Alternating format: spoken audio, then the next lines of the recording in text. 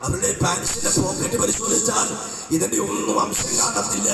പക്ഷേ അവർ സ്വന്തം മാതാപിതാക്കളെ വിട്ട്, കൂട്ടുകാരെ വിട്ട് അന്യദേശങ്ങളിലേക്ക് കടന്നു പോകുമ്പോൾ ഈ ലഹരി പദാർത്ഥങ്ങളിലെല്ലാം അവർ അടിമപ്പെട്ട് കഴിഞ്ഞു.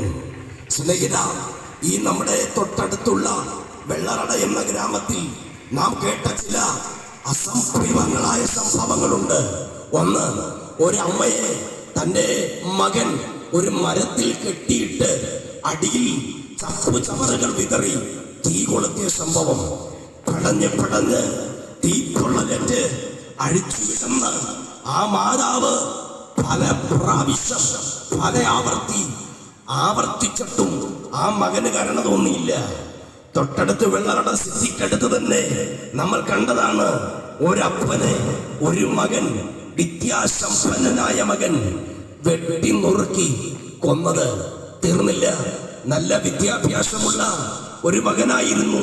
സ്വന്തം ഭാര്യയുടെ കിടപ്പറയ്ക്കകത്ത് വിഷപ്പാമ്പുകളെ ഇറക്കി വിട്ട് ആ വിഷപ്പാമ്പിന്റെ ദർശനത്താൽ കൊല്ലപ്പെട്ട സഹോദരി. സുഹൃത്തെ, വിദ്യാഭ്യാസമില്ലാത്തത് കൊണ്ടല്ല, മതങ്ങളില്ലാത്തത് കൊണ്ടല്ല, ഇവിടെ ക്രിസ്തീയ ആരാധനാലയങ്ങളോ ഹൈന്ദവ ആരാധനാലയങ്ങളോ മസ്കുകളോ ഇല്ലാത്തത് കൊണ്ടല്ല ഇത്തരം സംഭവങ്ങൾ ഇവിടെ നടമാടുന്നത്. പക്ഷേ നാം അതിനെതിരെ വടിയെടുക്കേണ്ട, അതിനെതിരെ ശക്തമായി കൈ ഉയർത്തേണ്ട സമയം അതിക്രമിച്ചു പോയെന്ന് എന്റെ ഈ ദേശനിവാസികളോട് ഞാൻ വിളിച്ചു പറയുന്നു.